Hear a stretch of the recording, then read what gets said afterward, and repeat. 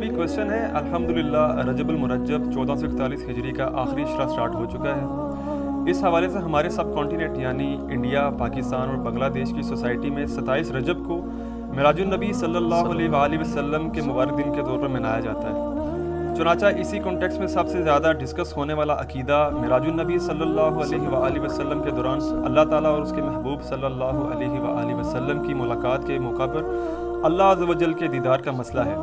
Please इस हवाले से किताब व सुन्नत की रोशनी में उम्मत की रहनुमाई फरमाइए। शुक्रिया। जज़ाकुमुल्लाहु खैरन व अहसनुल जज़ा।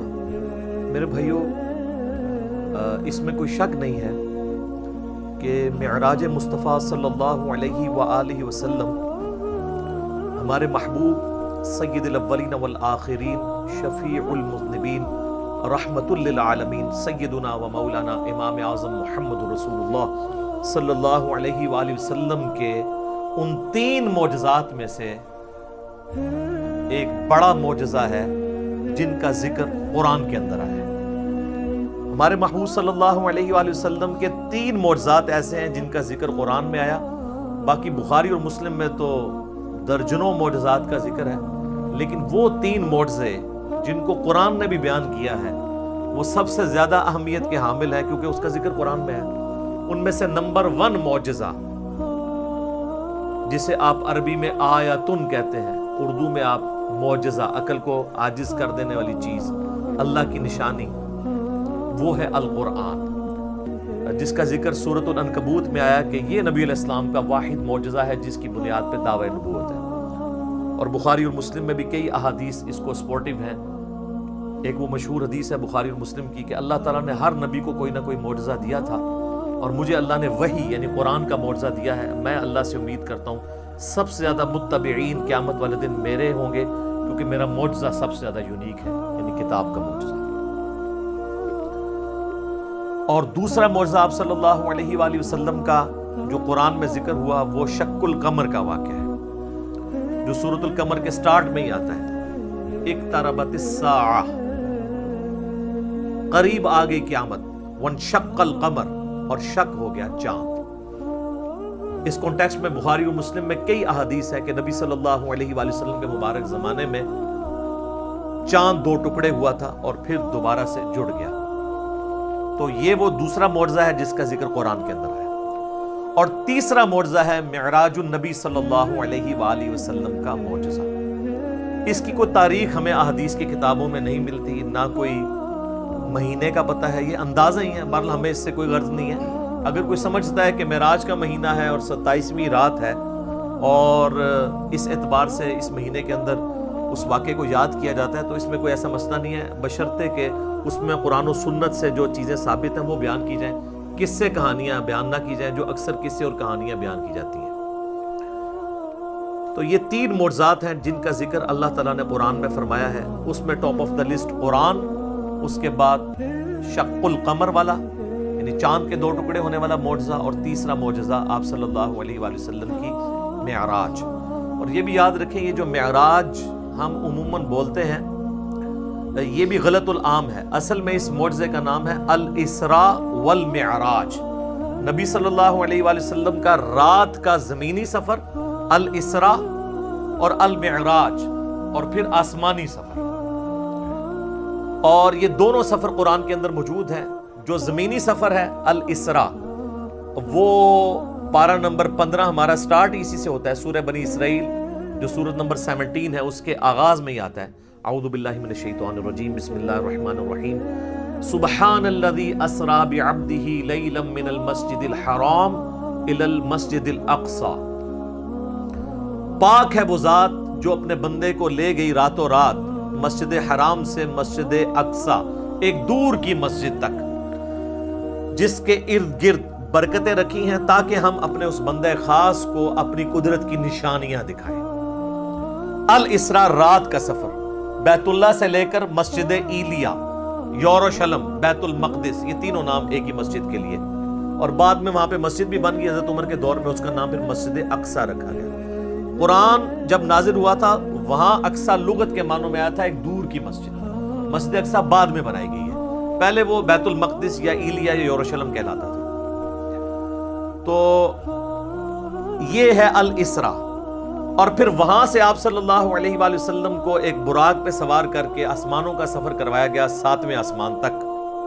اور پھر سدرۃ المنتہا، اس کا نام ہی ہے سدرۃ المنتہا، جہاں پہ مخلوق کی انتہا ہو جاتی ہے، وہاں تک. اسے ہم کہتے ہیں المعراج، یعنی اونچائی کا سفر آپ صلی اللہ علیہ وآلہ وسلم کا. اور اس کا ذکر جو ہے وہ سورۃ النجم سورت نمبر 53 میں آیا ہے، جس میں وہ مشہور آیت بھی آتی ہے فَكَانَ قَابَ قَوْسَيْنِ أَوْ أَدْنَىٰ، جس کے اوپر انشاءاللہ میں ڈسکشن بھی کر دوں گا.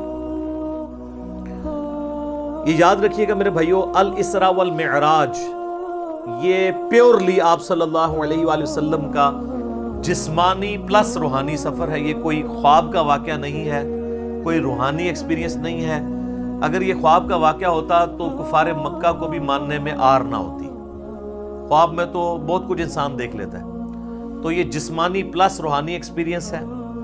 اور اس کے ساتھ یہ بھی یاد رکھنا ہے کہ اس کا موڈ برزخی ہے، یعنی اس کو اس دن کوئی دیکھ کے آبزرو نہیں کر سکتا تھا، الا یہ کہ اللہ نے کوئی ایک خاص منظر کسی کو دکھا دیا، وہ الگ بات. ورنہ یروشلم میں آلموسٹ 1 لاکھ کے قریب انبیاء جمع ہوئے. صحیح مسلم میں آتا ہے، یہاں تک کہ آپ صلی اللہ علیہ وآلہ وسلم نے فرمایا کہ مجھے جبرائیل علیہ السلام نے تمام نبیوں کا امام بھی وہاں پر بنایا.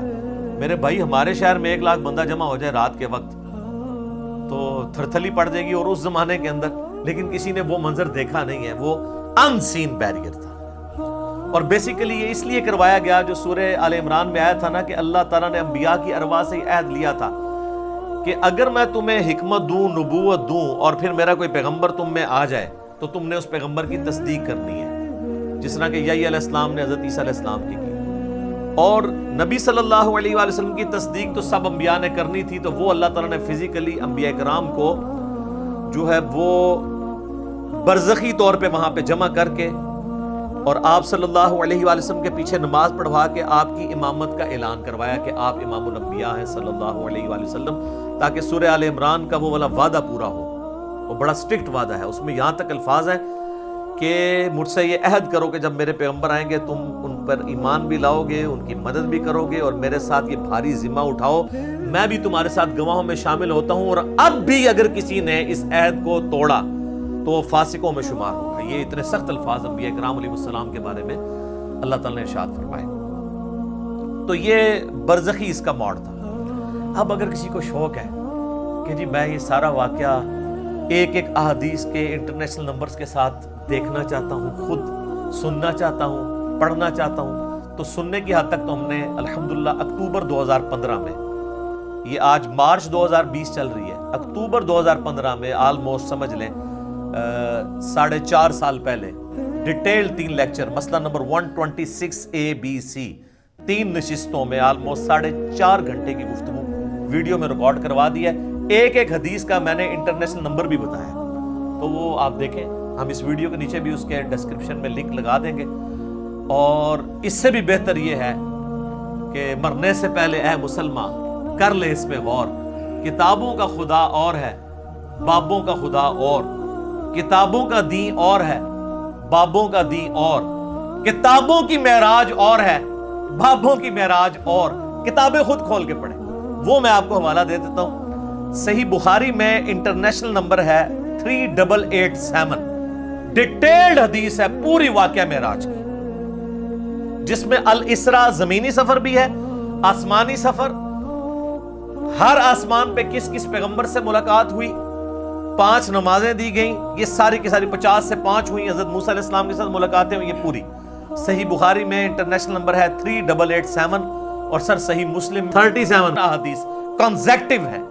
شروع میں پہلی جلد کے اندر انٹرنیشنل نمبر کے مطابق 411 سے لے کر 447 411 سے 447 صرف واقعہ معراج کے اوپر، الاسراء والمعراج. اچھا وہاں پہ بھی آپ کو ہیڈنگ مل جائے گی، الاسراء والمعراج، رات کا سفر اور آسمانوں کا سفر.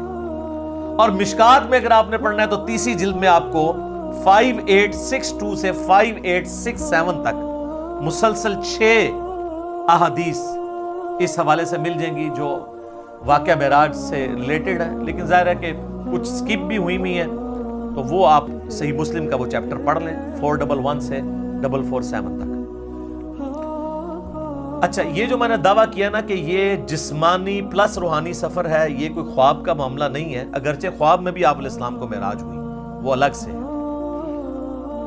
کچھ ضعیف روایتیں بھی ہیں سیدہ عائشہ کی طرف منسوب، حضرت معاویہ کی طرف منسوب، کہ وہ لوگ کہتے تھے کہ نبی علیہ السلام کو خواب میں معراج کروائی گی، لیکن وہ اصول محدثین پہ جعلی روایتیں ہیں۔ صحیح بخاری کے اندر اوپر تلے 3 طرق سکیٹرڈ فارم میں، اوپر تلے تو نہیں ہے، 3 طرق آئے ہیں۔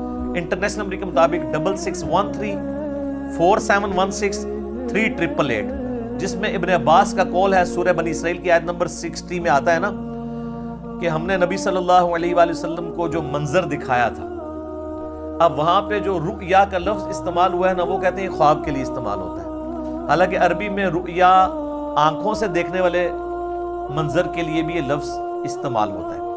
بال ابن عباس کا قول امام بخاری اسی آیت کو ہیڈنگ بنا کے لے کے آئے ہیں، سورہ بنی اسرائیل آیت نمبر 60 کے، اور ابن عباس کہا کرتے تھے کہ نبی صلی اللہ علیہ وآلہ وسلم کو جو یہ منظر دکھایا گیا جو کافروں کے لیے فتنہ بن گیا، قرآن کی آیت ہے، فتنہ کیوں بنا؟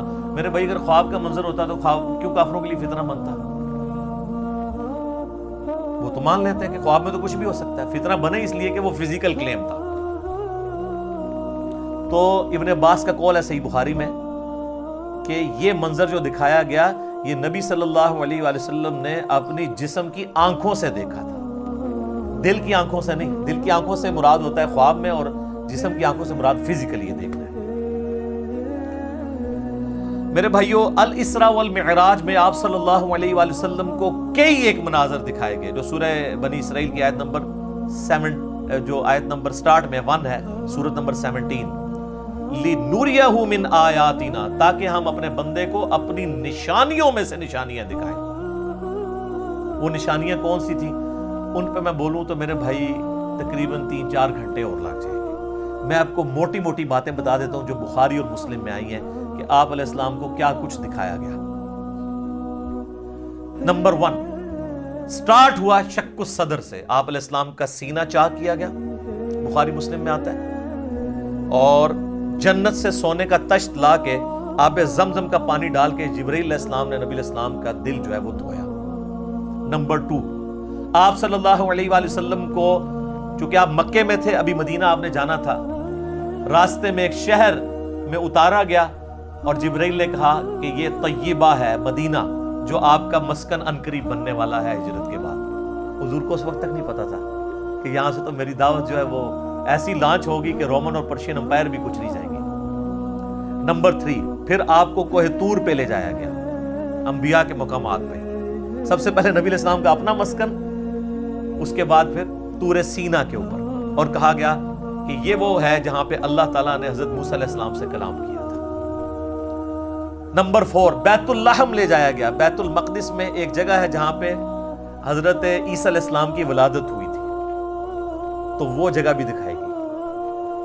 لہٰذا اس سے امام ابن تیمیہ کے اس عقیدے کا رد ہوا کہ انبیاء کی جو بیٹھنے کی جگہ ہیں ان کا وزٹ کرنا یہ نعوذ باللہ کوئی بدعت ہے، نبی علیہ السلام کو تو خود کروائی جا رہی ہے یہ ساری چیزیں، الحمدللہ۔ اور صحیح بخاری میں اوپر تلے 10 احادیث ہیں کہ عبداللہ بن عمر اپنے سفر حج کے دوران ان جگہوں پر نماز پڑھا کرتے تھے جہاں پہ نبی علیہ السلام کے ساتھ جب انہوں نے سفر کیا تھا تو جہاں جہاں اتر کے نماز پڑھی تھی۔ تو اس میں امام بخاری نے باب باندھا ہے کہ نبی علیہ السلام کی جگہوں کو تلاش کر کے وہاں پہ نماز پڑھنا، حتیٰ کہ مسند احمد میں آتا ہے کہ وہ اس جگہ پہ پیشاب بھی کرتے تھے جہاں نبی علیہ السلام نے اپنے سفر حج میں پیشاب کیا تھا۔ بخاری میں الفاظ ہیں نافع کے کہ مسجدیں موجود تھیں راستے میں، مسجد کے پاس نالوں کے قریب جو پتھر تھے وہاں پہ وہ نماز پڑھتے تھے، مسجد میں نہیں پڑھتے تھے۔ وہ کہتے تھے مسجد تو بعد میں بنی ہے، نبی علیہ السلام نے اس پتھر پہ نماز پڑھی تھی۔ یہ اتباع سنت کا جذبہ تھا۔ تو ظاہر نبی علیہ السلام سے لیا۔ 4 چیزیں ہوگی جی، شق الصدر، مدینہ شریف دکھایا گیا، طور سینا، بیت اللحم، اور اس کے بعد صحیح مسلم میں آتا ہے قبر موسیٰ دکھائی گئی۔ نبی علیہ السلام کہتے ہیں میں نے سرخ ٹیلے کے پاس موسیٰ علیہ السلام کو ان کی قبر میں نماز پڑھتے ہوئے دیکھا، اور اگر میں گزروں میں تمہیں وہ قبر بھی دکھا سکتا ہوں۔ وہ قائم یصلی فی قبری، وہ کھڑے اپنی قبر میں نماز پڑھ رہے تھے، لیکن یہ معاملہ ہے برزخی، حیات انبیاء کے اوپر یہ ثبوت ہے لیکن برزخی معاملہ۔ اس کے بعد آپ صلی اللہ علیہ وآلہ وسلم کو بیت المقدس میں انبیاء کی امامت کروائی گئی، 1,00,000 کے قریب پیغمبروں کو جمع کیا گیا، اور جبرائیل علیہ السلام نے کہا کہ آپ ان کی امامت کروائیں۔ یہ صحیح مسلم میں آتا ہے۔ اچھا، پھر دجال دکھایا گیا، یہ بھی آتا ہے بخاری مسلم میں، دجال بھی دکھایا گیا۔ پھر آپ علیہ السلام کو آسمانوں کی سیر کروائی گئی۔ پہلے آسمان پہ آدم علیہ السلام سے ملاقات ہوئی، دوسرے پہ حضرت یحییٰ اور عیسیٰ سے، تیسرے پہ یوسف علیہ السلام سے، چوتھے پہ ادریس علیہ السلام سے، پانچویں پہ ہارون علیہ السلام سے، چھٹے پہ موسیٰ علیہ السلام سے، اور ساتویں پہ ہمارے جد امجد سیدنا ابراہیم خلیل اللہ علی نبینا علیہ الصلوۃ والسلام سے ملاقات ہوئی۔ اس کے بعد آپ علیہ السلام کو جنت اور دوزخ بھی دکھائی گئی، ٹائم میں ٹریول کروا کے جو مستقبل کا وقت تھا وہ پہلے دکھا دیا۔ لوگ کہتے ہیں ابھی تو لوگ دوزخ اور جنت میں پہنچے نہیں، تو حضور نے کیا دیکھا؟ بھئی اللہ نے وقت۔ اور آپ یہ دیکھ لیں، یہ سب کچھ منظر کتنے زمانے میں طے ہوا ہوگا، لیکن ایک رات میں سب کچھ ہو گیا۔ صرف بیت المقدس اور خانہ کعبے کے درمیان جو فاصلہ ہے اس زمانے میں 40 دن کی مسافت تھی، وہی نہیں طے ہو سکتی تھی۔ اللہ، اسی لیے تو وہ آتا ہے نا المعجم الکبیر طبرانی کے اندر، اور دلائل النبوہ امام بیہقی کی کتاب کے اندر، اور کئی کتابوں کے اندر، کہ لوگوں نے آ کے حضرت ابوبکر کو کہا نا کہ تمہارا ساتھی تو یہ کہہ رہا ہے کافروں نے چھیڑنے کے لیے، اور انہوں نے کہا اگر وہ کہہ رہے ہیں تو میں تصدیق کرتا ہوں۔ تو اسی پر آپ کا لقب صدیق رکھا گیا کہ آپ علیہ السلام کی تصدیق کرنے والے۔ اس کے بعد بیت المعمور دکھایا گیا، بخاری مسلم میں آتا ہے، 7ویں آسمان کے اوپر اسی خانہ کعبہ کی سیدھ میں ایک گھر ہے جس کا طواف فرشتے کرتے ہیں، بیت المعمور، وہ دکھایا گیا۔ اور سب سے بڑھ کے آپ کو سدرۃ المنتہا تک لے جایا گیا۔ یہ آخری حد ہے، زمین سے جتنی مخلوقات ہیں یا فرشتے ہیں وہ بھی سدرۃ المنتہا سے آگے نہیں جا سکتے۔ اس کا نام ہی ہے انتہا، مخلوق کی انتہا ہے۔ باقی لوگوں نے آگے کہانیاں بنا لی ہیں کہ جی نبی علیہ السلام سدرۃ المنتہا سے بھی آگے چلے گئے، بالکل جھوٹ ہے۔ یہ آپ کی انتہا تھی، اور آگے پتہ نہیں کیا کیا کہانیاں بنائی ہوئی ہیں، کہتے ہیں عرش پہ جوتیوں سمیت چلے گئے۔ یہ تو اتنا بڑا جھوٹ ہے کہ احکام شریعت میں احمد صاحب بریلوی صاحب نے لکھا ہے کہ یہ جو معرج النبوہ کتاب جس میں یہ باتیں لکھی ہیں، یہ ہے تو سنی عالم ہے لیکن ہر طرح کی جھوٹی سچی روایتیں لکھ دیتا ہے۔ یہ محض باطل بات ہے کہ نبی علیہ السلام اپنی مبارک جوتیوں کے ساتھ عرش پہ گئے ہیں، یہ اعلیٰ حضرت نے لکھا ہے کہ یہ جھوٹی بات ہے۔ تو عرش پہ جانے والی کوئی بات نہیں ہے۔ ہاں، کسے کہانیوں میں آپ مزے لے لے کے بیان کریں، اور جب ہم پوچھتے ہیں کہاں لکھا ہے، وہ کہتے ہیں سعدی شیرازی کے شعر نہیں آپ نے پڑھے، مولانا روم کے شعر نہیں پڑھے۔ ہم کہتے ہیں میرے بھائی ہم تو آپ کو چیخ چیخ کے یہی تو کہہ رہے ہیں کیا کہ مرنے سے پہلے ہے مسلمان، کر لے اس پہ غور۔ کتابوں کا خدا اور ہے، بابوں کا خدا اور، کتاب میں سے کوئی نکالے نا بات جہاں پہ لکھا ہو۔ پھر ڈاکٹر صاحب تو آپ کو پتا ہے طاہر القادری صاحب تو وہ کہتے ہیں کہ وہ دروازہ کھولا حضور نے حضور کے لیے، پھر کہا کہ آپ اندر آ جائیں، حریم ناز میں آ جا۔ وہ پتہ نہیں کیا عشق مشوقی کا انہوں نے ایک، اور بلکہ وہ بغل گیر پتہ نہیں کیا کچھ انہوں نے کیا ہے۔ اور طارق جمیل صاحب نے بھی اسی سے ملتی جلتی باتیں کی ہیں، وہ قاب قوسین او ادنا وہ پوری کر کے بتاتے ہیں، انشاءاللہ اینڈ پہ ڈسکس کرتا ہوں۔ تو میرے بھائی یہ کتابوں کی بات ہو رہی ہے، اور سدرۃ المنتہا ہی پہ اللہ تعالیٰ کی ملاقات ہوئی اپنے محبوب علیہ السلام کے ساتھ، اور سورۃ النجم میں اس کا ذکر ہے۔ وہاں پہ اللہ تعالیٰ نے وحی بھی کی آپ علیہ السلام کو۔ صحیح مسلم میں آتا ہے کہ 3 چیزیں آپ کو وہیں پہ عطا ہوئی۔ نمبر 1 5 نمازیں، وہ ڈیٹیل بخاری مسلم میں آتی ہے کہ 50 تھی، کم ہوتے ہوئے موسیٰ علیہ السلام کے پاس جب وہ آتے تھے نا 6ٹھے آسمان کے اوپر، تو کہتے تھے حضرت زیادہ ہے، کم کروائیں۔ ایک پھیرے ہی بس اور لگنا سی، وہ کون ہی لگیا، ورنہ وہ 5 کم ہوتے 5 تک رہ گئی۔ پھر اس میں الفاظ ہیں بخاری مسلم میں، اللہ نے کہا کہ میرا قول بھی نہیں بدلے گا، تمہاری امت پڑے گی 5۔ سورۃ الانعام میں ہے کہ 1 نیکی 10 کے برابر ہے، تو میں ان کو ثواب 10 کا ہی دوں گا، 1 کے بدلے 10 کا، تو نمازیں 50 کے ہی ثواب ملے گا 5 کے گیز میں۔ دوسرا تحفہ دیا گیا سورۃ البقرہ کی آخری 2 آیات، صحیح مسلم میں آتا ہے آمن الرسول بما انزل الیہ من ربہ والمؤمنون۔ سر یہ 2 آیات وہ ہیں جو اس دنیا میں نازل نہیں ہوئی ہیں، آسمانوں پہ نازل ہوئی ہیں، آسمان سے آسمانوں پہ نبی علیہ السلام کے مبارک سینے میں۔ اور صحیح مسلم میں آتا ہے کہ تیسری چیز جو آپ کو دی گئی کہ آپ کا جو کوئی امتی شرک نہیں کرے گا نا میں اسے معاف کر دوں گا۔ تو اس کو تو سپورٹو پھر قرآن میں بھی آیت ہے انہ من یشرک باللہ فقد حرم اللہ علیہ الجنہ وَمَأْوَاهُ النَّارُ وَمَا لِلظَّالِمِينَ مِنْ أَنصَارٍ۔ بے شک جو کوئی اللہ کے ساتھ شرک کرے گا اللہ اس گناہ کو کبھی معاف نہیں کرے گا، اس پہ جنت حرام ہے، اس کا ٹھکانہ دوزخ ہے اور وہاں اس کا کوئی مددگار نہیں ہوگا۔ حتیٰ کہ بخاری مسلم کی حدیث ہے کہ اللہ نے ہر نبی کو کوئی نہ کوئی دعا دی تھی، اس نے اس دنیا میں ہی دعا کر لی۔ حضرت نوح نے دعا کی، اس کی وجہ سے ان کی قوم ہلاک ہو گئی۔ میں نے اپنی دعا چھپا کے رکھی ہے قیامت کے دن کے لیے، میں اس دعا سے اپنی امتیوں کے لیے شفاعت کی دعا کروں گا، اور میری دعا سے ہر میرے امتی کو نفع پہنچے گا سوائے اس شخص کے جس نے دنیا میں اللہ کے ساتھ شرک کیا۔ شرک is the most sensitive issue in the sight of Allah۔ اللہ اکبر۔ تو یہ 3 گفٹ آپ علیہ السلام کو ملے، 5 نمازیں، سورۃ البقرہ کی آخری 2 آیات، اور جو شرک نہیں کرے گا اس کی مغفرت۔ یہ ساری تفصیلات آپ مسئلہ نمبر 126 ABC کے اندر دیکھ سکتے ہیں 4.5 گھنٹے میں اس کو سکپ کرتا ہوں۔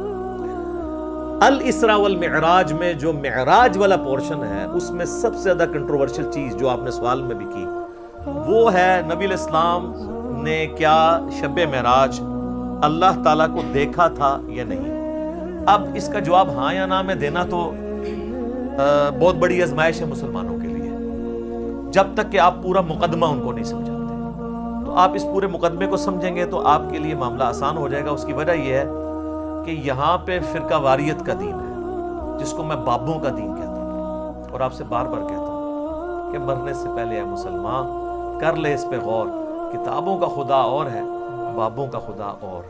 اچھا کہتے ہیں آپ کتابوں کا دین کہہ لیا کریں، بابوں کا خدا تو سب کا ایک ہے۔ میرے بھائی اس کے اندر قیامت مضمر ہے۔ دین کس لیے ہوتا ہے؟ اللہ کی شناخت کے لیے۔ جب آپ کے بابوں نے اس اللہ کی شناخت ہی میں نہیں کروائی ہے جو پیغمبروں کے ذریعے اللہ نے کروائی تھی، تو ہم رونا روئیں گے نا کہ آپ کس اللہ کی بات کرتے رہے ہو۔ تو اصل چیز قیامت زور اس شعر میں تبھی ہے کہ کتابوں کا خدا اور ہے، بابوں کا خدا اور دیکھ لیں ہلچل مچی اس کی وجہ سے ہے۔ اگر میں کہتا کتابوں کا دین اور ہے بابوں کا دین اور، تو کسی کو کچھ نہیں تھا ہونا۔ یہ اندر جو ہلچل مچتی ہے نا، وہ کہتے ہیں یار ہم پتہ نہیں کس خدا کو مان رہے ہیں، کتابوں والے خدا کو کسی اور کو نہ مان رہی ہوئی۔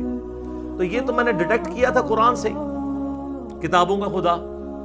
حضرت آدم علیہ السلام کو جب اللہ نے دنیا پہ اتارا، سورۃ البقرہ آیت نمبر 38، تو اللہ تعالیٰ نے ہماری ماں اور باپ کو یہی کہا تھا قُلْ اهْبِطُوا مِنْهَا جَمِيعًا، اے آدم اور اس کی بیوی اور میری ان دونوں بندوں کی قیامت تک ہونے والی اولاد اتر جاؤ زمین میں۔ فَإِمَّا يَأْتِيَنَّكُم مِّنِّي هُدًى، یاد رکھنا اب جب کبھی بھی کوئی ہدایت کی کتاب تمہارے پاس آئے گی، انتظار کرنا کتابوں کا، بابوں کا نہیں، کتابوں کا جو پیغمبروں کے ذریعے ہے۔ فَإِمَّا يَأْتِيَنَّكُم مِّنِّي هُدًى فَمَن تَبِعَ هُدَايَ فَلَا خَوْفٌ عَلَيْهِمْ وَلَا هُمْ يَحْزَنُونَ، جو ان کتابوں کی اس ہدایت کی پیروی کرے گا اس کو نہ کوئی خوف ہوگا نہ کوئی غم۔ وَالَّذِينَ كَفَرُوا وَكَذَّبُوا بِآيَاتِنَا اولئک اصحاب النار ہم فیہا خالدون، جو کوئی ہماری آیات کو جھٹلا دے گا، کفر کرے گا، اس کو جھٹلائے گا، تو وہ ہوں گے اہل جہنم، رہیں گے اس میں ہمیشہ ہمیشہ۔ اللہم اجرنا من النار، آمین۔ اللہم من احییتہ منا فاحیہ علی الاسلام ومن توفیتہ منا فتوفہ علی الایمان، آمین۔ تو اس لیے ہم کہتے ہیں کتابوں کا دین، بابوں کا نہیں۔ تو اس مقدمے کو سمجھنے کے لیے آپ پہلے بنیادی بات سمجھ لیں، ایک بنیادی عقیدہ، جو عقیدہ پوری امت کا ہے سوائے ان لوگوں کے جو اپنے نفس کے غلام بنے۔ وہ کون ہے وہ میں آپ کو بتا دوں۔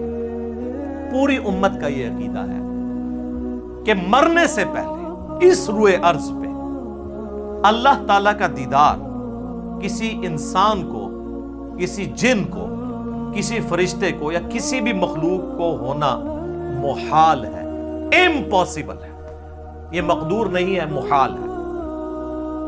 اس کے ثبوت میں سورۃ الانعام کی آیت نمبر ہے 103، لا تدرکہ الابصار، نگاہیں اس کا احاطہ نہیں کر سکتی، وہ نگاہوں کا احاطہ کر لیتا ہے۔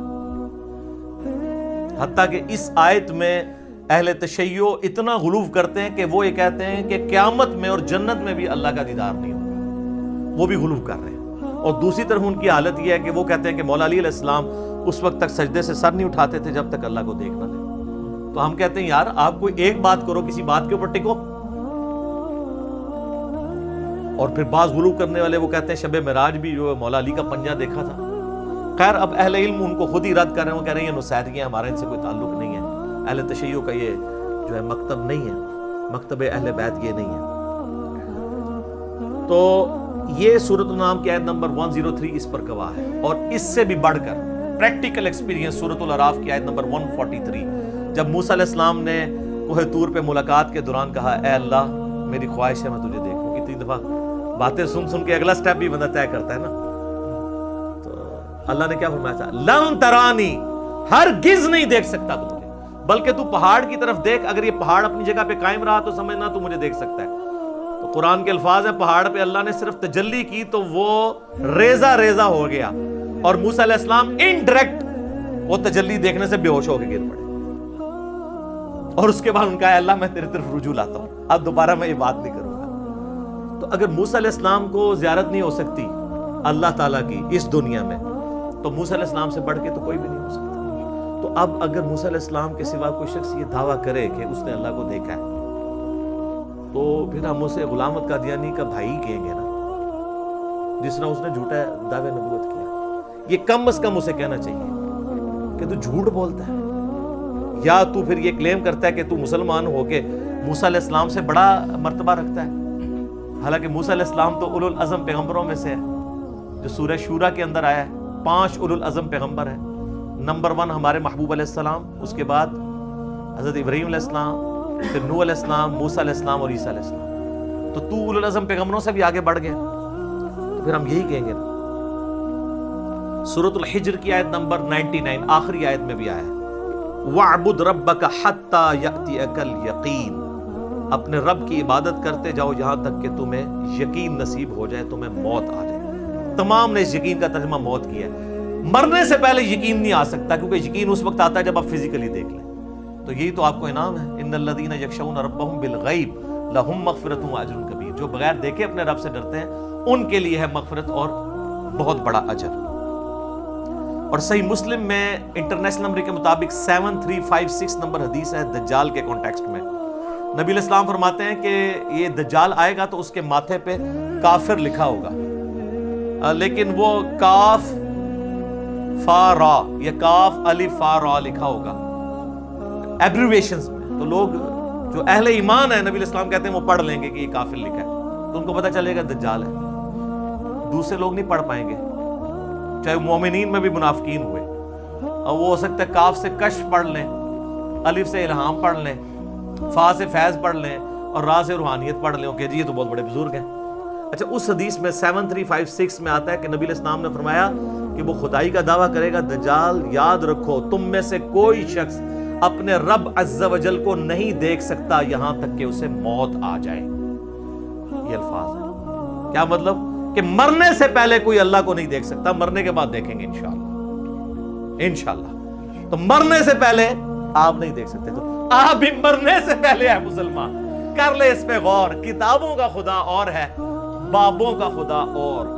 اب آپ سوچ رہے ہوں گے بابوں نے کیا کام ڈالا ہوا ہے, تو اے ہوں آگے جے کام کی پایا جو انہوں نے, اے دے تسی کتابوں نے خدا دی تعریف سن لی. بابوں نے کیا کام ڈالا ہے جناب؟ تذکرۃ الاولیاء شیخ فرید الدین عطار المتوفی 627 ہجری کی کتاب ہے, جو بریلوی اور دیوبندی دونوں چھاپ رہے ہیں, اور کہہ رہے ہیں سارے اولیاء کے حالات زندگی اس میں لکھے ہوئے ہیں. ایسی کوئی کتاب نہیں. اس میں بایزید بسطامی کی معراج لکھی ہوئی ہے, المتوفی 261 ہجری. ان کا امام ابو یزید بسطامی اور میرا امام ابو الحسین مسلم بن حجاج القشیری المتوفی 261 ہجری. وہ بھی 261 میں فوت ہوئے ہیں, یہ بھی 261 میں فوت ہوئے ہیں. تو وہ کہتے ہیں انہوں نے معراج میں وہ عرش تک پہنچ گئے اور اللہ کو دیکھا, مشاہدہ کیا, اور باقاعدہ چیپٹر ہے بایزید بسطامی کی معراج تذکرۃ الاولیاء میں. بخاری مسلم کو چھوڑ کے ان کے پیچھے پڑے ہوئے ہیں. اور یہ آپ کو حوالے اس کے تذکرۃ الاولیاء کے فضائل اعمال میں ملیں گے, فضائل سنت میں بھی, تبلیغی جماعت کی کتاب میں بھی, دعوت اسلامی کی جماعت کی کتاب میں بھی. یعنی دونوں بھاری فرقے بریلوی اور دیوبندی اس کو لے کے چلتے ہیں. پھر کشف المحجوب جو اس سے بھی پہلے لکھی گئی 200 سال پہلے, علی بن عثمان حجویری المتوفی 465 ہجری, انہوں نے کشف المحجوب میں बायजीद बुस्तामी के बारे में क्लेम किया है कि वो जब हज करने के लिए गए तो पहली दफा गए तो सिर्फ काबा देखा, तो कहते हैं मेरा हज नहीं हुआ। अगली दफा गए तो काबा भी देखा और काबे के रब को भी देखा, तो कहते हैं फिर भी मेरा हज नहीं हुआ। तीसरी बार गए तो सिर्फ अल्लाह को देखा, काबा ही गायब था, तो उनका अब मेरा हज हुआ है। फिजिकली देखा। अगर कहता नहीं ये ख्वाब में देखना है, तो सर मेरा मासूमाना सवाल है कि ख्वाब का पैकेज मूसा इब्ने इमरान अलैहिस्सलाम को ऑफर क्यों नहीं हुआ, जिनको सूरतुल अराफ की आयत नंबर 143 में कहा गया लन तरानी, मूसा तू मुझे नहीं देख सकता। उन्होंने आगे से तौबा की। तो अगर बाजीद वाला अकीदा उनका होता तो कहते अल्लाह तौबा ख्वाब ही करा दे, बाजीद नूं ते बाई करानी है ना। कहानियां, झूठ, कूड़, हुण मजा है। हज़रत अबू हुरैरा नूं भी गुस्सा आंदा सी तो अपनी हबशी लैंग्वेज विच बोलदे सी, कूड़, पंजाबी कहते झूठ। अच्छा जी, शेख ज़करिया कांदलवी ने किताब लिखी है फज़ाइल हज। हाजियों को तबलीगी जमात वाले बेचारे मेरे बोले भाई, तबलीगी जमात मेरी जमात है, काफी सारे लोगों को अब बात समझ आ गई है अल्हम्दुलिल्लाह। हम मोहब्बत करते हैं उनके जज्बे की, लेकिन ये कुछ आपकी किताबों में मेरे भाई लिखा हुआ है। फज़ाइल हज में लिखा हुआ है सर, इतना मजेदार वाक़या है ये, अभी तक वैसे मैंने ना किसी वीडियो में बयान नहीं किया, आज आप सुने और मजा लें। वो लिखते हैं कि जी मुहद्दिस अब्दुल रज़ाक मस्जिद नबवी में बैठ के दरस हदीस दे रहे थे। आप पता मुहद्दिस अब्दुल रज़ाक कौन है? इमाम बुखारी और इमाम मुस्लिम के उस्ताद हैं जी। बुखारी मुस्लिम ने इनसे हदीसें ली हुई हैं, मुहद्दिस अब्दुल रज़ाक से। ये वही है जिनकी मुसन्नफ अब्दुल रज़ाक है, दो है ना इकट्ठी लिखी गई, मुसन्नफ इब्ने अबी शैबा और मुसन्नफ अब्दुल रज़ाक। सर ए ओ जे अब्दुल रज़ाक थोड़ा क्रिकेटर नहीं है, भावें समझो। मुहद्दिस अब्दुल रज़ाक बैठे हुए 3री सदी हिजरी के अंदर बड़े इमामों में से वो हदीसें बयान कर रहे हैं। तो वो कहते हैं एक बुजुर्ग का बयान है कि उनको हजरत खिज़र अलैहिस्सलाम की मुलाकात हुई। हजरत खज़र अलैहिस्सलाम के, मेरा क्लिप देख ले, अल्लाह फजल तब ये साफ हो जाएगी। तो कहते हैं वो बुजुर्ग कहते हैं कि मुझे एक दिन खज़र की मुलाकात हुई मस्जिद नबवी में। तो मैंने कहा कि खज़र ये बताइए आज तक आपको कोई ऐसा शख्स मिला है जो मर्तबे में आपसे भी बड़ा हो? हाय हाय हाय। उन्होंने कहा जी एक बंदा मिला है। उनका जी कैसे? वो कहते हैं एक दिन मैं मस्जिद नबवी में था। अच्छा, हुजूर की पूरी जिंदगी में हजरत खिज़र को तौफीक नहीं हुई है मस्जिद नबवी में जाने की, जो इनके खिज़र हैं झूठे। हुजूर की वफात के बाद वहां हालांकि कुरान में तो सूरह आल इमरान में हुक्म था कि ऐ पैगंबरों जब मेरा पैगंबर आ जाए तो तुमने उसकी मदद भी करनी है। ना ग़ज़वा बदर लड़ी, ना ओहद लड़ी, ना खंदक लड़ी, हुजूर दी वफात तो बाद मस्जिद नबी बैठे ने। अच्छा जी, कहानी है ना, खिज़र तो वो है ही नहीं है, मैंने बताया, वो आप लेक्चर में देख लें। कहते हैं जी वो हज़रत खज़र कहते हैं कि एक शख्स बैठा हुआ था, मुहद्दिस अब्दुल रज़ाक हदीसें बयान कर रहे थे और पास ही एक नौजवान जो है ना वो अपना सर अपने गिरेबान में डाले बैठा हुआ था। तो ज़ाहिर ये सूफी होते हैं ना जो ये काम करते हैं, कुरान हदीस का दर्स ही सुन नहीं सकते क्योंकि इनके खिलाफ है, तो इल्म बस करी हो यार। तो कहते हैं हज़रत खज़र कहते हैं मैं बड़ा हैरान हुआ कि मुहद्दिस अब्दुल रज़ाक यहाँ पे दर्स दे रहे हैं, इतने बड़े मुहद्दिस, और ये बंदा अलहदा बैठा हुआ है। तो कहते हैं मैं उसके पास चला गया, तो वो यूं ही बैठा था। तो मैंने उससे पूछा कि तू अब्दुल रज़ाक से हदीसें क्यों नहीं सुनता? इस ज़माने में तो उसके पाए का मुहद्दिस कोई नहीं है। तो वो आगे से कहता है कि लोग अब्दुल रज़ाक से हदीसें सुनते हैं और मैं डायरेक्ट रज़ाक से सुनता हूँ। अस्तग़फिरुल्लाह लानतुल्लाहि अलल काज़िबीन। सर ये दावा रसूलुल्लाह के बाद अगर कोई करे तो या तो उसका ज़हनी तवाज़ुन बिगड़ा होगा या गुलाम अहमद कादियानी का भाई होगा, तभी कलम उठा सकते हैं ना आप कि ज़हनी तवाज़ुन बिगड़ा हो। सही बुखारी में तालीकन मौला अली का कौल है और सुनन इब्न माजा में मरफू पूरी मौला अली ने ही नबी अलैहिस्सलाम से रवायत किया कि 3 लोगों से अल्लाह ने कलम उठा लिया। नंबर 1 सोया हुआ शख्स, नंबर 2 बालिग नाबालिग, और नंबर 3 मजनून मजजूब पागल जो मर्जी कह दो, शतहियात वाला। अच्छा, वो कहते हैं कि जी वो हज़रत खिज़र परेशान हो गए कि यही केड़ा डायरेक्ट अल्लाह को सुनना। तो हज़रत खिज़र कहते हैं मैंने पूछा कि अच्छा तुझे अगर इतना ईमान है तो बता मैं कौन हूँ? तो कहते हैं जी उसने कहा कि नज़र उठा के कहा, उन्होंने कहा اگر میں غلط نہیں ہوں تو تو خضر ہے. کہتے میں ڈر گیا. تو کہا یہ مجھے ایک بندہ ملا جو مرتبے میرے سے اوپر سے. اے جناب کہانیاں تے اس لیے میں نے بیان کیا کہ یہ حضرت موسیٰ علیہ السلام اور پیغمبروں کے مقابلے پہ انہوں نے اپنے بابے بنائے ہوئے ہیں. تو اب ہم ان کو صرف پیار سے ہی کہہ سکتے ہیں کہ مرنے سے پہلے اے مسلمان کر لے اس پہ غور. کتابوں کا خدا اور ہے, بابوں کا خدا اور. تو آپ لوگوں نے مایوس نہیں ہونا. ان لوگوں کے بارے میں تو مجھے یقین ہے کہ یہ لوگ تو اللہ کے دیدار سے محروم ہوں گے جنہوں نے بد عقیدگیاں پھیلائی ہیں, لیکن آپ لوگ مایوس نہ ہوں. ہر مؤمن کو قیامت کے دن اللہ تعالیٰ کا دیدار ہوگا اور جنت میں بھی دیدار ہوگا انشاءاللہ تعالیٰ. اس پہ درجنوں احادیث بخاری مسلم کی اور قرآن کی آیات بھی گواہ ہیں. اور آپ دیکھیں دنیا میں بھی اللہ نے ایک تھوڑا سا ماڈل رکھا ہوا ہے. نماز مؤمن کی معراج ہے. کیوں کہا جاتا ہے نماز معراج النبی میں تحفہ ملا ہے؟ وہاں سدرۃ المنتہا پہ اللہ اور نبی نے ڈائریکٹ باتیں کی تھیں حجاب کے اندر, وہ میں بعد میں حدیث بتاؤں گا. آپ یہاں دنیا پہ بیٹھ کے اللہ سے باتیں کر سکتے ہیں نماز کے اندر. باقی یہ جو کہانی مشہور ہے نا کہ یہ معراج النبی کی گفتگو ہے اللہ کی اور نبی الاسلام کی التحیات للہ والصلوات والطیبات, یہ بالکل کہانی ہے, یہ کسی حدیث میں نہیں آئی ہے. بخاری مسلم میں تو واضح آیا ہے. صحابہ کرام کہتے ہیں رسول اللہ صلی اللہ علیہ وآلہ وسلم نماز کا تشہد ہمیں قرآن کی طرح سکھاتے تھے. ابن مسعود کہتے ہیں کہ میرے ہاتھ کو نبی الاسلام نے اپنے دونوں مبارک ہاتھوں میں لے کے مجھے یہ سکھایا تھا التحیات للہ والصلوات والطیبات. تو یہ نبی الاسلام نے سکھایا ہوا ہے, اس کا معراج کے ساتھ کوئی تعلق نہیں ہے. یہ کہانی ہے جو آپ بچپن سے سارے سنتے ہیں. جی نبی الاسلام نے کہا التحیات للہ والصلوات والطیبات, اللہ نے کہا السلام علیکہ ایھا النبی ورحمۃ اللہ وبرکاتہ.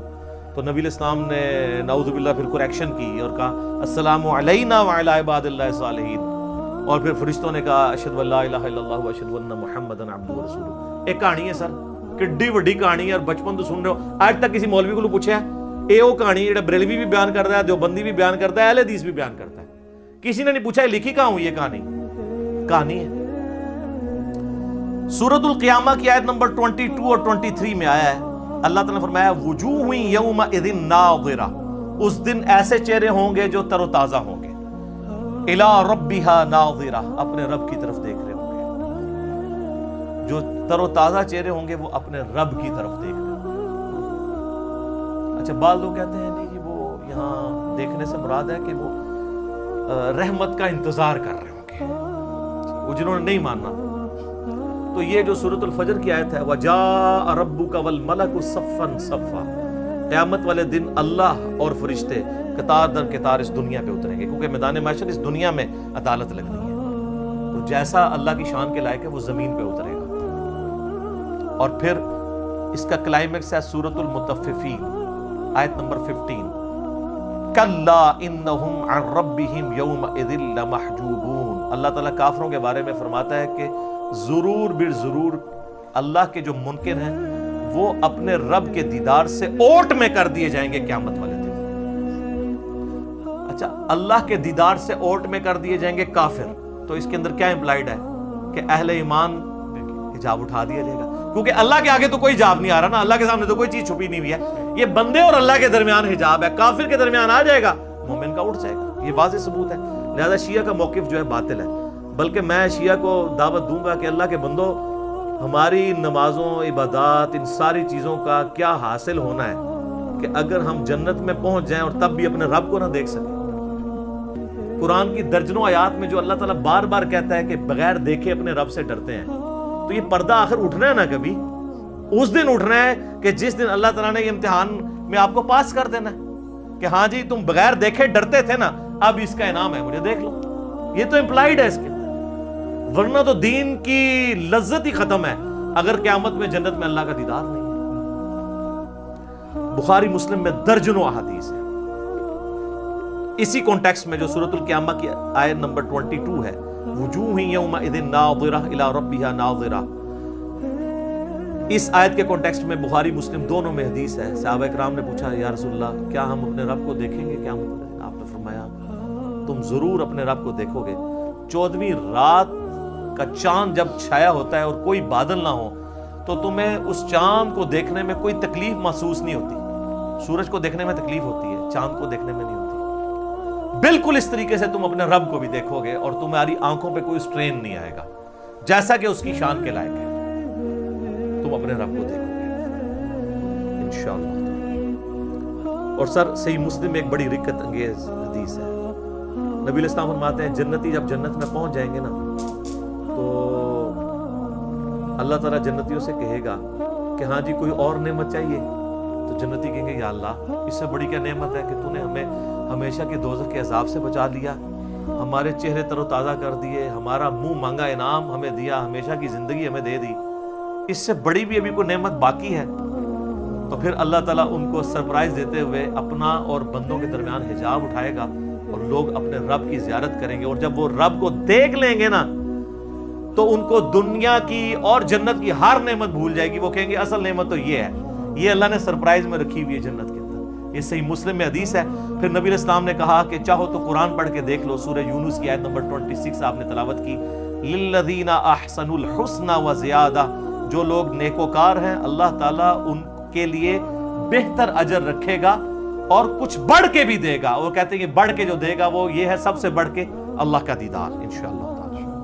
اور پھر صحیح مسلم کی وہی حدیث جو دجال والی میں نے بیان کی 7356 کہ تم میں سے کوئی اپنے رب عز و جل کو نہیں دیکھ سکتا یہاں تک کہ وہ مر نہ جائے، تو مرنے کے بعد انشاءاللہ تعالی اللہ کا دیدار ہوگا۔ اور مرنے سے پہلے ہے مسلمان کر لے اس پہ غور، کتابوں کا خدا اور ہے، بابوں کا خدا اور یقین کر جب تو یہ غور کرے گا نا تو تیرے اندر سے آواز نکلے گی کیا کہ نہ میں وابی، نہ میں بابی، نہ میں سو کارڈ وابی تے نہ میں بابیاں دا دفاع کرنے والا بابی، میں ہوں مسلم علمی کتاب انشاءاللہ۔ البتہ میرے بھائیوں اس کائنات میں ایک ہستی ایسی ہے جسے اللہ تعالیٰ نے اس دنیا میں خواب کی حالت میں اپنا دیدار عطا کیا اور اس اعتبار سے باقی ساری مخلوقات پہ فوقیت دی، اور وہ ہمارے محبوب سید الاولین والآخرین شفیع المذنبین رحمت للعالمین سیدنا و مولانا امام اعظم محمد رسول اللہ صلی اللہ علیہ وآلہ وسلم کی مبارک ذات ہے۔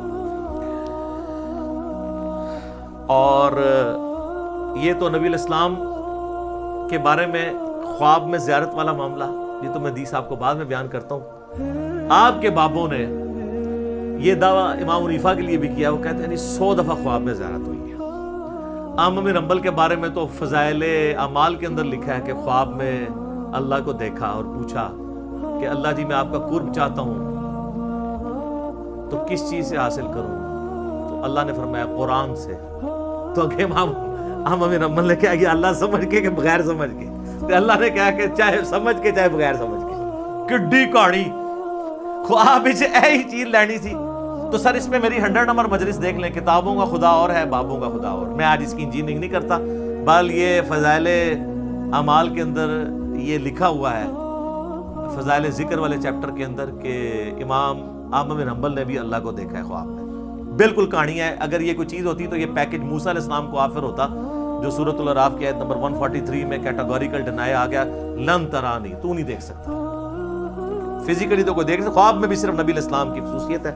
اور وہ حدیث ہے میرے بھائیوں جامعہ ترمذی میں انٹرنیشنل نمبر کے مطابق 3235، یہ حدیث مسند امام احمد میں بھی ہے، مشکات المصابیح میں 748 نمبر ہے پہلی جلد کے اندر، اور یہاں خواب کا ذکر ہے۔ اور یاد رکھیے گا سورہ الصافات کی آیت نمبر 100 سے لے کے 103 تک آتا ہے نا کہ ابراہیم علیہ السلام کو اللہ نے خواب میں بیٹے کی قربانی کا حکم دیا تھا۔ انبیاء کے خواب وحی الہی ہوتے ہیں۔ بخاری مسلم میں کئی احادیث ہیں کہ نبوت کا 46واں حصہ خواب ہے، نبیوں کو جو خواب دکھایا جاتا ہے وہ ڈیفینیٹلی وحی الہی ہوتا ہے۔ باقی بخاری مسلم میں آتا ہے کہ نبیوں کے علاوہ جو ہے وہ اللہ کی طرف سے بھی ہو سکتا ہے، شیطان کی طرف سے بھی ہو سکتا ہے، نفس کی طرف سے بھی ہو سکتا ہے۔ تو یہ ترمذی میں جو حدیث ہے، مسند احمد میں بھی، مشکات المصابیح میں بھی، اور اس حدیث کے ساتھ امام ترمذی نے لکھا ھذا حدیث حسن صحیح، یہ حدیث حسن صحیح ہے۔ اور امام ترمذی نے ساتھ لکھا کہ میں نے اپنے استاد امام محمد بن اسماعیل بخاری، امام بخاری سے پوچھا تو انہوں نے بھی فرمایا کہ یہ حدیث صحیح ہے، اگرچہ بخاری میں نہیں ہے لیکن اس حدیث کو امام بخاری نے بھی صحیح کہا ہے، امام ترمذی نے بھی صحیح کہا، شیخ البانی نے بھی صحیح کہا، شیخ شعیب ارناؤط نے بھی صحیح کہا، شیخ زبیر لیزئی نے بھی صحیح کہا رحمہم اللہ اجمعین۔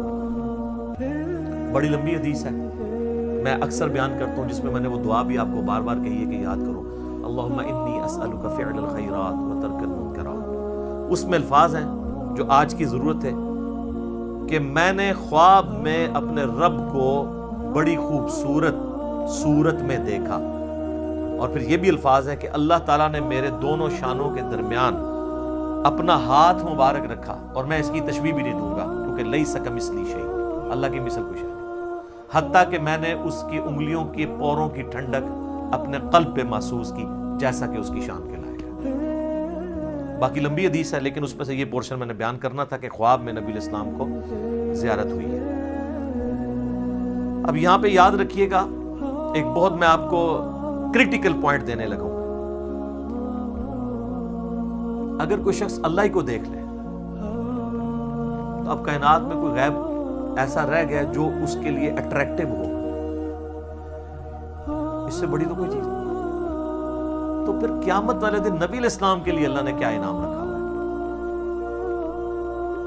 آپ کو دنیا میں مل گیا سب کچھ۔ ہمیں تو کہا گیا نا سورۃ الملک کی آیت نمبر 12 میں ان الذین یخشون ربهم بالغیب لہم مغفرۃ و اجر کبیر، جو بن دیکھے اپنے رب سے ڈرتے ہیں ان کے لیے مغفرت اور بہت بڑا اجر ہے۔ اور آپ نے سن لیا کہ جنت میں اللہ کا دیدار، قیامت میں اللہ کا دیدار۔ تو نبی علیہ السلام نے اگر دنیا میں ہی اللہ کو دیکھ لیا تو نبی علیہ السلام کے لیے پھر کون سا نام ہے؟ تو اس کے اندر امپلائیڈ ہے کہ نبی علیہ السلام کے لیے انعام یہ ہے کہ دنیا میں دیکھا ہے خواب کی حالت میں،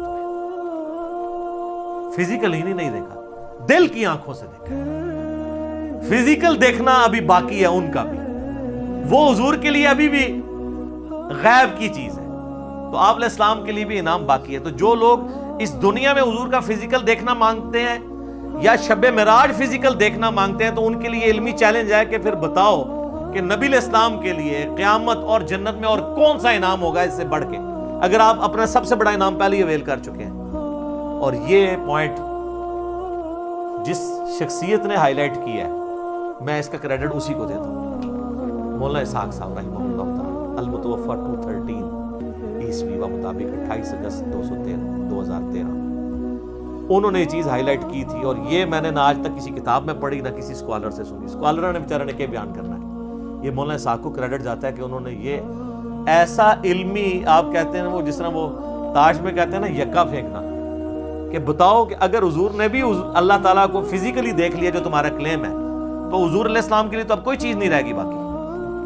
تو خواب میں ہی دیکھا، فزیکلی نہیں دیکھا، شب معراج بھی دیکھا تو پردے میں دیکھا، فزیکلی نہیں دیکھا۔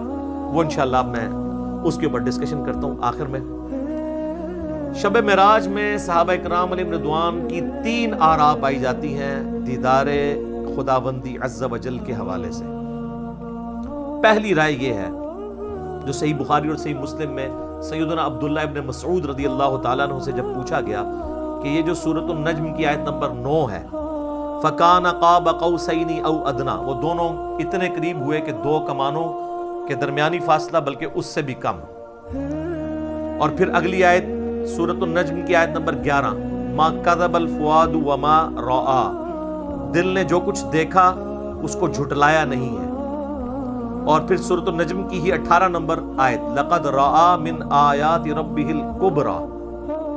ان 3 آیات کے بارے میں عبداللہ ابن مسعود سے جب پوچھا گیا تو بخاری مسلم کے الفاظ ہیں، انہوں نے کہا کہ یہاں تینوں جگہ پر مراد سیدنا جبرائیل علیہ السلام ہے، جن کو نبی علیہ السلام نے اپنی اصلی حالت میں دیکھا۔ ان کے 600 پر تھے اور سبز رنگ کا لباس انہوں نے پہنا ہوا تھا اور وہ افق پہ چھائے ہوئے تھے۔ دوسری رائے ہے جو صحیح بخاری میں انس ابن مالک کی ہے، انٹرنیشنل نمبر کے مطابق 7517، وہ فَكَانَ قَابَ قَوْسَيْنِ أَوْ أَدْنَىٰ سے مراد اللہ اور اس کے نبی علیہ السلام کا قرب کہتے ہیں۔ لیکن اس حدیث میں ایک راوی ہیں شریک بن عبداللہ القاضی، سکہ راوی ہیں، لیکن امام مسلم صحیح مسلم میں انٹرنیشنل نمبر کے مطابق 414 نمبر حدیث میں لکھتے ہیں کہ شریک بن عبداللہ جو ہے نا یہ معراج کی حدیثیں بیان کرتے ہوئے الفاظ کو کم زیادہ کرتا ہے۔ ابن حجر اسقلانی بھی کہتے ہیں کہ یہ شریک بن عبداللہ القاضی جو ہے یہ جو روایت بیان کرتا ہے نا یہ اس معراج کا ذکر ہے جو خواب میں ہوئی تھی۔ خواب میں بھی علیحدہ سے معراج ہوئی ہے، ایک فزیکل معراج ہے جس کو ہم ڈسکس کر رہے ہیں۔ اور بعض کہتے ہیں کہ یہ اس کو وہم لگا ہے جو بخاری میں الفاظ ہیں انس بن مالک کے، یہ تمام طرح کی چیزیں یعنی ملتی ہیں. بہرحال یہ انس بن مالک کا اگر موقف ہے، لیکن اس میں بھی دیکھنے کا ذکر نہیں ہے، صرف قرب کا ذکر ہے سدرۃ المنتہا کے موقع پر. تو کوئی حرج نہیں ہے کہ کوئی قرب کی بات کرتا ہے، دیکھنے کا پھر بھی یہاں پہ ذکر کوئی نہیں ہے. اچھا، انس بن مالک رضی اللہ تعالیٰ عنہ کہ اس عقیدے کو سپورٹیو ابن عباس کی رائے ہے صحیح مسلم میں 437 نمبر حدیث میں.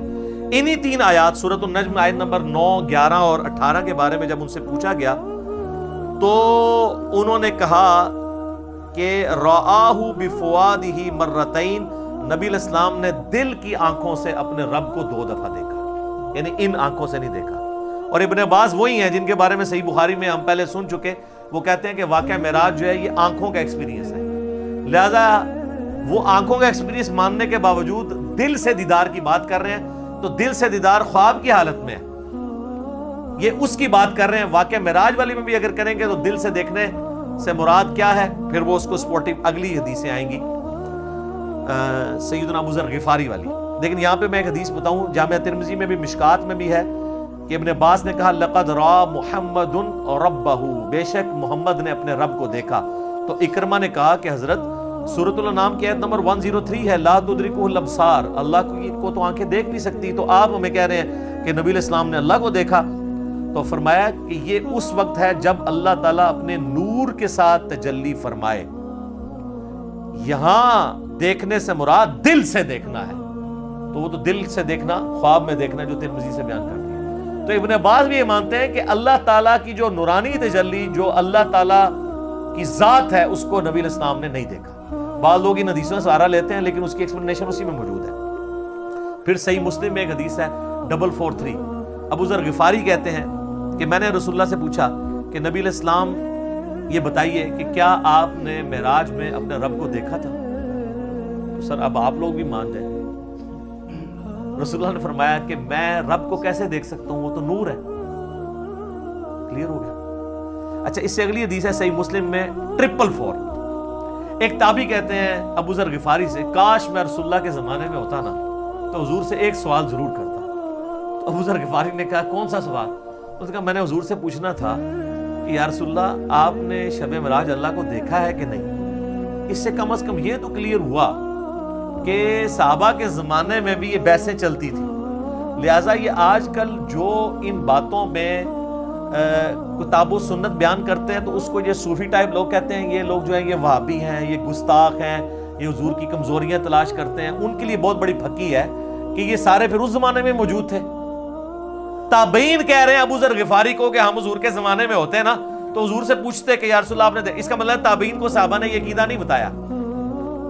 Point to be noted. تو ابو ذر غفاری نے کہا او بچے تو نے کیا پوچھنا ہے، میں خود پوچھ چکا ہوں حضور سے. اچھا، تو وہ کہتے ہیں میں نے جب رسول اللہ سے پوچھا تھا تو آپ علیہ السلام نے فرمایا کہ میں نے شب معراج ایک نور دیکھا تھا.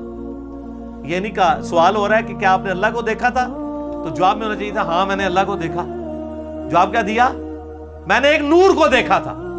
ابو ذر غفاری کہہ رہے ہیں کہ حضور نے مجھے یہ جواب دیا. اس کی ایکسپلینیشن اس سے اگلی حدیثوں میں ہو رہی ہے.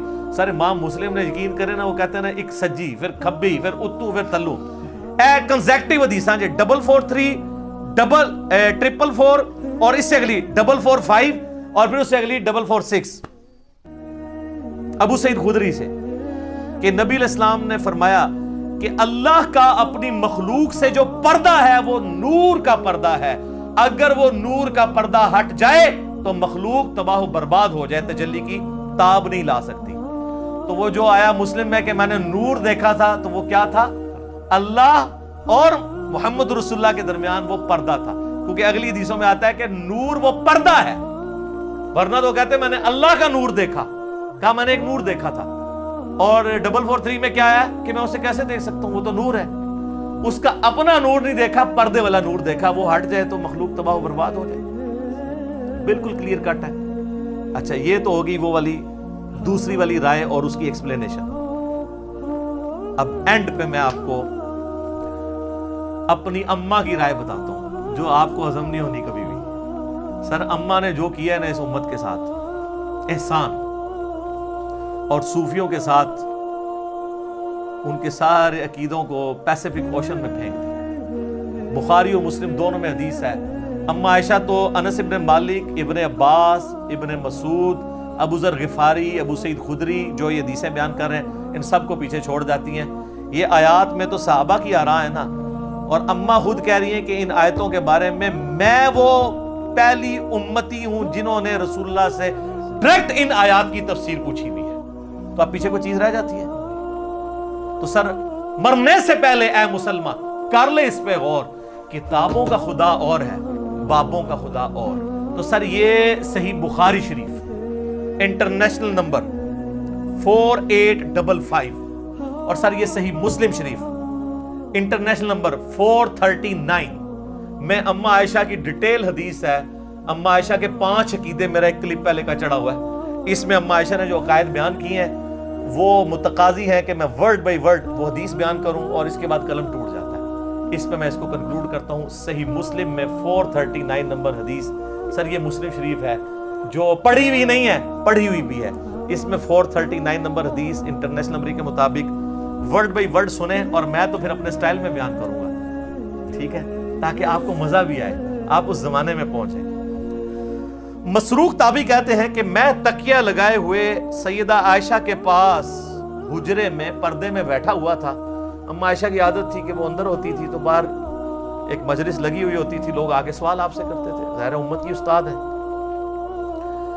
तो एक दिन, अच्छा अम्मा आयशा का बड़ा प्यार था इस मसरूक ताबी के साथ, और ये भी इतना लाडला था, इसने अपनी बेटी का नाम भी आयशा रखा हुआ था। ये बड़ा मशहूर ताबी है, बुखारी मुस्लिम में दर्जनों हदीस है।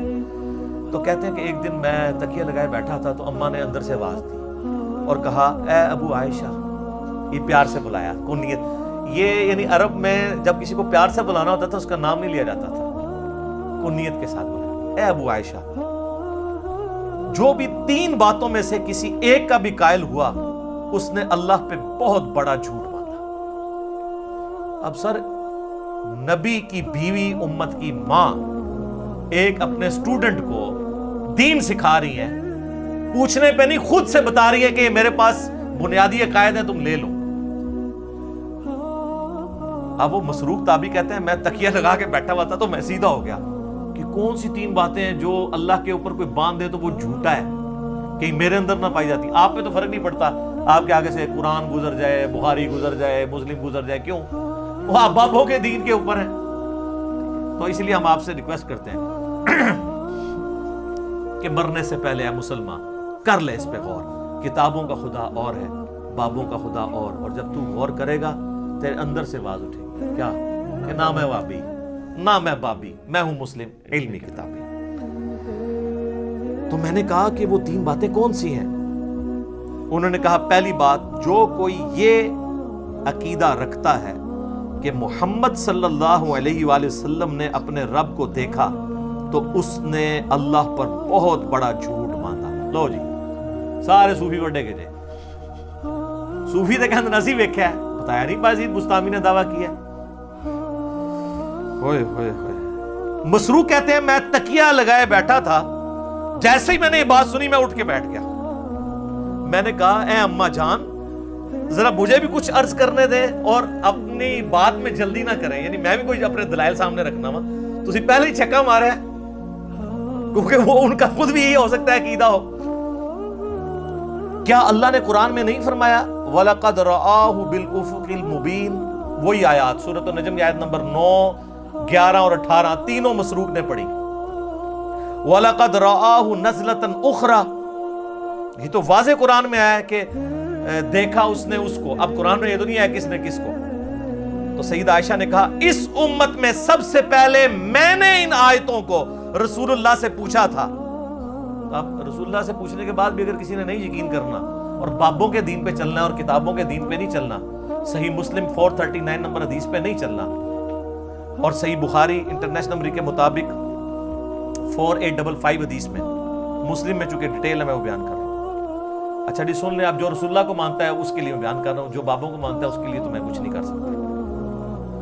तो आप अलैहिस्सलाम ने फरमाया कि इन आयात में मुराद जिब्राइल अलैहिस्सलाम है, यानी मैंने जिब्राइल अलैहिस्सलाम को देखा, मैंने उनको उनकी असली सूरत पर देखा, और 2 बार ऐसा हुआ। ان آیات میں اسی کا ذکر ہے کہ ان کو وہ اس وقت وہ اتر رہے تھے آسمان سے اور ان کے تن و توش کی بڑائی نے آسمان سے زمین تک روک رکھا تھا، افق پہ پھیلے ہوئے تھے، وہی جو عبداللہ ابن مسعود نے کہا۔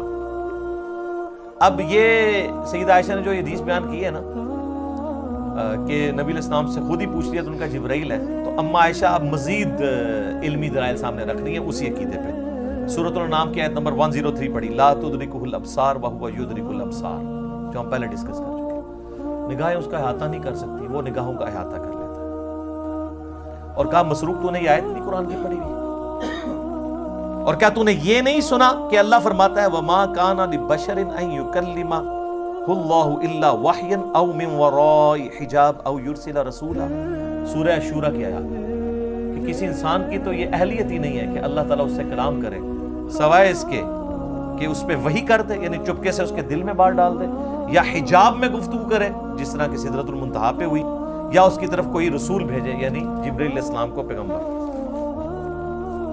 تو حضرت عائشہ نے اپنی دلیل میں رسول اللہ کی بات بھی کی اور قرآن کی آیات بھی کوٹ کی، اور اماں تو سیدھی آیتیں ہی کوٹ کرتی تھی، حدیث بھی کوٹ کی ہے نا، کہہ دو اماں منکرین حدیث میں سے نہیں، پہلے انہوں نے حدیث کوٹ کی ہے، بعد میں قرآن کی آیات کوٹ کی ہے۔ مسروق دوسری بات یہ ہے کہ جو کوئی خیال کرے کہ رسول اللہ صلی اللہ علیہ وآلہ وسلم نے اللہ کی کتاب میں سے کچھ حصہ چھپا لیا تھا تو اس نے بڑا جھوٹ باندھا۔ اب ایسی سلسلہ خاص گلاں خاص نو میرا پچھلے دن کلپ ریکارڈ ہو گیا حضرت ویسے کرنی والا اور علم لدنی والا حضرت خضر علیہ السلام والا، وہ دیکھ لو، میں ساری کہانیاں نہ دکھو لیا، تخت بلقیس والا بھی دیکھ لیں، سب کچھ ٹھپے گئے نا۔ تو اما عائشہ کہتی ہے جس نے کہا نا رسول اللہ نے کچھ چھپا لیا تھا، یہ بھی کہتے ہیں خاص باتیں خاص لوگوں کو بتائی تھی، اس نے بھی اللہ پر جھوٹ باندھا۔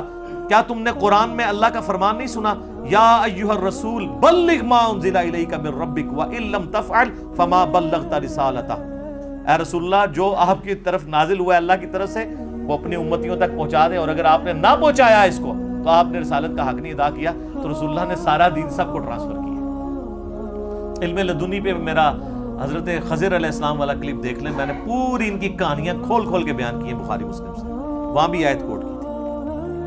اچھا، اور پھر کہا مسروق تیسرا عقیدہ یہ ہے کہ جو کوئی کہے کہ رسول اللہ یہ جان لیتے تھے کہ کل کیا ہونے والا ہے، یعنی آئندہ کا حال، علم غیب، تو اس نے بھی اللہ پر جھوٹ باندھا، کیونکہ اللہ تعالیٰ قرآن میں فرماتا ہے قُلْ لَا يَعْلَمُ مَنْ فِي السَّمَاوَاتِ وَالْأَرْضِ الْغَيْبِ إِلَّا اللَّهُ، اے نبی فرما دو آسمانوں اور زمین میں غیب کو کوئی نہیں جانتا سوائے اس کے۔ ہاں اس کے بتانے سے اگر کوئی غیبی خبر دے وہ الگ معاملہ ہے، لیکن مطلقاً علم الغیب اس کے ساتھ خاص ہے، عالم الغیب وہ ہے۔ اماں نے جناب تینوں عقیدے کلیئر کرتے ہیں، اور یہ بھی کہا کہ رسول اللہ صلی اللہ علیہ وآلہ وسلم سے میں نے خود تصدیق کی ہے، اور پھر قرآن کی آیات بھی کوٹ کی۔ تو ہم تو یہی کر سکتے تھے کہ کھول کھول کے چیزیں بیان کر دیتے، میرے خیال ہے اس کے بعد کوئی گنجائش نہیں رہی ہے۔ میں نے اس پہلے سوال کو تفصیلاً اس لیے بیان کیا تاکہ کسی کے ذہن میں اگر کوئی وسوسہ ہے تو وہ کلیئر ہو جائے، کیونکہ یہ رجب المرجب کا آخری عشرہ ہے، معراج کے اوپر باتیں ہو رہی ہیں، انشاءاللہ ہماری یہ ویڈیو اپلوڈ ہوگی۔ اور اب میں کیا کروں میرے بھائی، اتنے میں فی البدی حوالے اس میں دے دیتا ہوں کہ اس کے اوپر پھر ہمیں ریفرنسز لگاتے ہوئے ڈزنز آف ورکنگ آور چاہیے ہوتے ہیں۔ تو بال میں نے اوورآل آپ کو ایک پورا جہاں پہ کریٹیکل نمبرز تھے وہ بتا دیے ہیں، اور حوالے ہم اس میں نہ بھی لگائیں، آپ خود ان حوالوں تک پہنچ جائیں گے۔ اللہ تعالیٰ سے دعا ہے کہ ہمیں معراج مصطفیٰ صلی اللہ علیہ وآلہ وسلم کے بارے میں صحیح عقیدہ رکھنے کی توفیق عطا فرمائے، اور کتاب و سنت والا عقیدہ رکھنے کی توفیق عطا فرمائے، آمین ثم آمین۔ ٹھیک ہے۔